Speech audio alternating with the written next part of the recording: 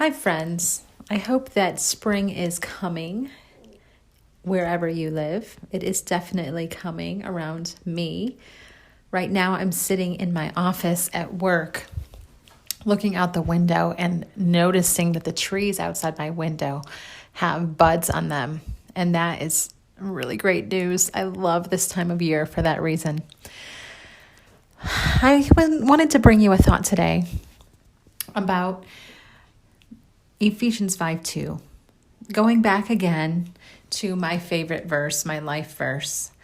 I started these audios with this verse several weeks ago, and I'll mention it again. Ephesians 5:2 says, "Walk in love as Christ also loved us and hath given himself for us, an offering and a sacrifice to God as a sweet-smelling savor."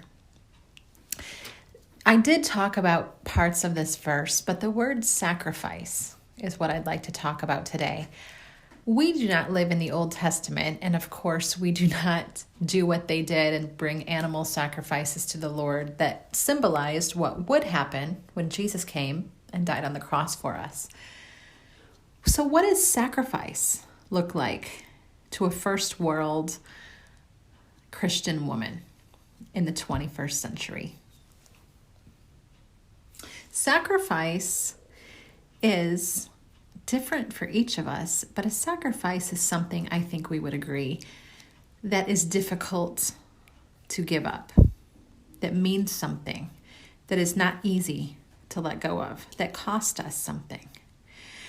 Now, I will tell you as a testimony in my own life, I am naturally a teacher and use my words a lot. My family can testify to this. I am teaching and talking a lot, giving my opinion a lot. Teachers get paid to give their opinions, right? Anyways, but when I shouldn't give my opinion, and there are many situations and times when it is not best to say what you think at that time or ever concerning different situations. It would just be best to not say something. That, for a person that thinks a lot and wants to give their opinion and is a vocal person, that is a sacrifice. And I know that might sound funny, but it is. It is a sacrifice to hold something in that you feel very important to be said, or hold it until later. That is why I love the story of Esther in the Bible more than any other part of this story.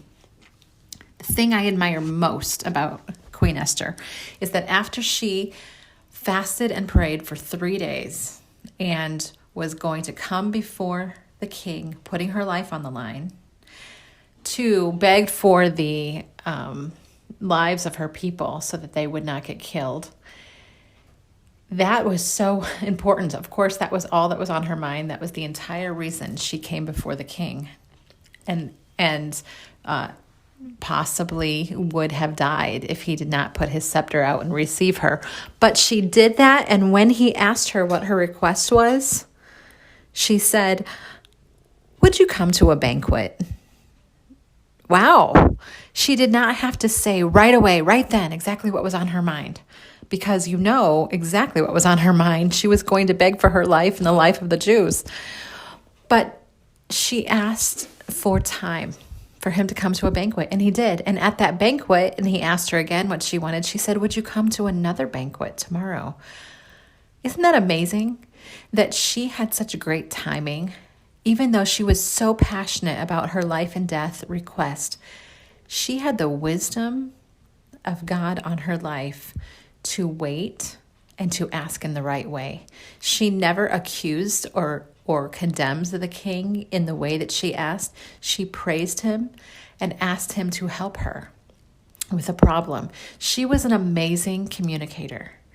And I see that as a sacrifice on her part. Of course, she wanted to just come in and pour out all of her heart the moment he asked. He said he would give her up to half the kingdom. She had her opportunity. But instead, she waited for a better time. This week, If you are like me and words just come tumbling out at the moment you think them, or everything is an emergency, it needs to happen right now, or right when you want to talk about it, as soon as your husband comes in the door, or right when he wakes up in the morning, or last thing before bed, as long as it's on your mind, we've got to talk now. A sacrifice to me, that's a sweet smelling savor to the Lord, according to Ephesians 5, is to keep my words inside until I've prayed about it, it's the right time, and I can ask my request and give my opinion in a godly, edifying way. Just a thought for this week, ladies. Let's walk in love, loving God and loving others. Have a great week.